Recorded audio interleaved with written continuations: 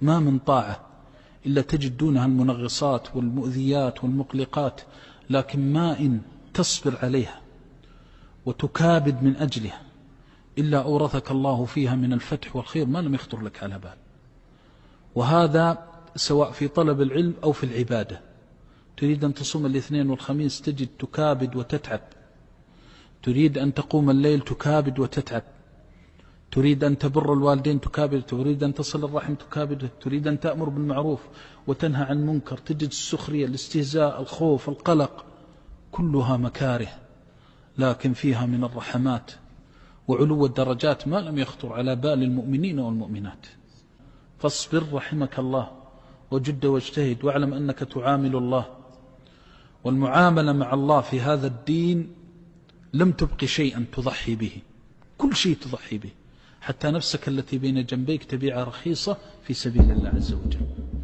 إذا مضى العبد إلى سوق الآخرة لم يجد شيئا عزيزا دون الله عز وجل أبدا، كل شيء أحقر وأهون من أن يحول بينه وبين الله. ولذلك أصدق مع الله. وتجد البعض يقول والله إني في كرب عظيم في شدة، هذا كله أوهام وكله كلام فاضي، هذا كلام فاضي لا يصلح من طالب العلم. تقاعس، تجد الشخص تقول له يا أخي قم في الليل، يقول والله ما أستطيع، والله الفتن، والله المحن. الجنة كلها مكاره، ليس هناك شيء اسمه لا أستطيع، ما كلفنا الله ما لا نطيق، بل كلفنا الله ما نطيق.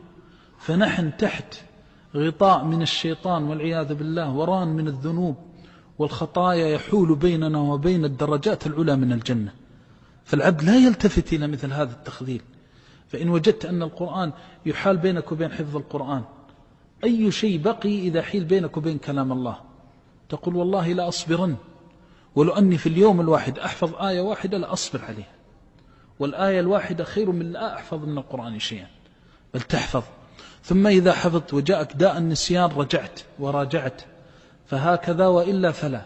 إما أن العبد يصدق مع الله ويعلم أنه يعامل ملك الملوك، وأنه يعامل من يسمع ويراه، فيري الله من نفسه الصدق والعزيمة الصادقة، ويصبر ويصابر ويكابد، وإلا فسيفوته الركب وسيندم حين لا ينفع الندم. أعطاك الله الصحة فاغتنمها قبل المرض، أعطاك الله العافية من الفتن والمحن فاغتنمها قبل أن لا تجد وقتا تتفرغ فيه لأهم وآكد ما تريده من فرائض الله عز وجل وواجباته، فضلا عن المستحبات.